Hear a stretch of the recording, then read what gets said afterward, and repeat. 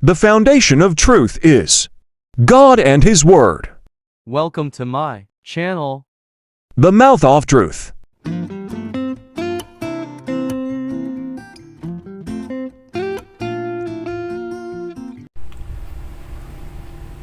Ang atong pagkahisgutan mao ang pundasyon sa kamatuoran. Unsa ba ang ato ang gigamit nga basihan nga ato ang gituhan, gibarugan nga pagtuo mao ang kamatuoran. How to make sure that what we believe in or we stand on is the truth. Two things: from the mouth of God and from the mouth of the eyewitnesses as recorded in the Holy Bible. Mao gyud ni basihan sa kamatuoran. Kaduhang Timoteo kapitulo 3:16, ang tibuok kasulatan gisulat uban sa lamdag gikan sa Dios ug mapusalanon alang sa pagtudlo sa kamatuoran, sa pagbadlong, sa pagsaway o pagtudlo unsaon pagkinabuhi nga matarong.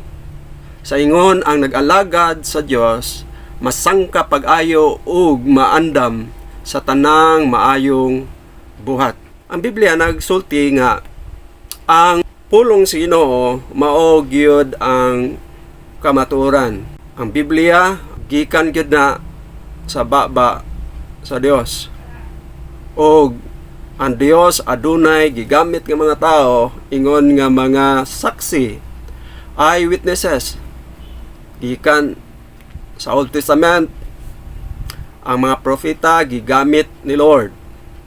Sa New Testament gigamit ni Lord ang mga apostles. Human sila nakahimo og sulat, ang Dios nagpahimangno nga iyang gi-close na ang paghimo og mga sulat o libro. Gipadayag kapitulo 22, 18 ug 19. Ako si Juan, nagpasidaan sa tanang nakabati sa mga propesiya nga anian ining libroha. Ang magdugang niini, dugangan usab sa Dios ang ipahamtang kanila nga mga katalagman nga gihisgutan ni ining libroha.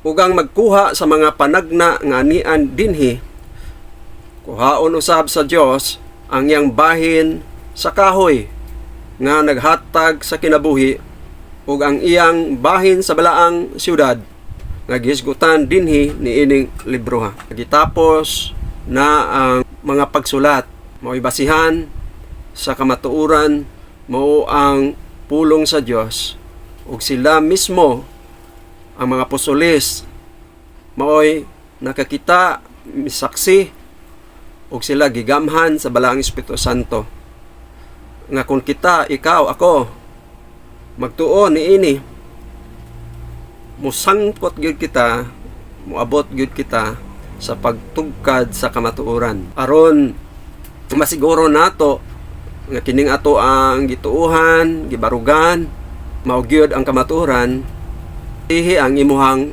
pagtuo. Pinagis gisulti sa pulong sa Ginoo o sa iyang mga sulugoon, ang mga propeta o mga apostoles. Dili gyud ka masayop.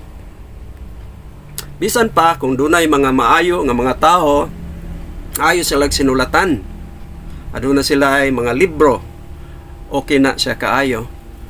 Pero ikinahanglan nato igsuon kung duna gani nga conflict o dunay panagbangi sa gisulat sa mga scholars or author of the book, igala ang ato ang priority ang maggiya kanato sa paghimo og desisyon sa kung kinsa ang nagsulti kanila sa tinuod. Kinahanglan gyud nato nga mo atong ipasibo ang ato ang hunahuna didto sa balaang kasulatan. Gani nag-ingon si Apostol Pablo ngadto kang Timoteo, duhang Timoteo 3:14, apan ikaw, Timoteo, pabilin diha sa mga kamatuoran nga gitudlo ko kanimo, og hugot mong gituuhan. Kay nakaila ka man sa nagtudlo kanimo niini. Nasayod ka nga sukad pa sa imong pagkabata, nagbasa ka na sa balaang kasulatan. Kini maoy nakahatag kanimo kaalam ug naghatod kanimo ngadto sa kaluwasan pinaagi sa pagtuo kang Kristo Jesus. Pagtuon sa balaang kasulatan gikan sa Henesis ngadto sa pinadayag, mao ni ang kinatibuk-an sa balaang kasulatan o gitawag natog Biblia. Old Testament gisulat sa mga propeta, ang New Testament gisulat sa mga apostoles nga maoy saksi gyud, face to face nakita nila si Jesus Christ, ilag yung nadungog ang gisulti ni Jesus.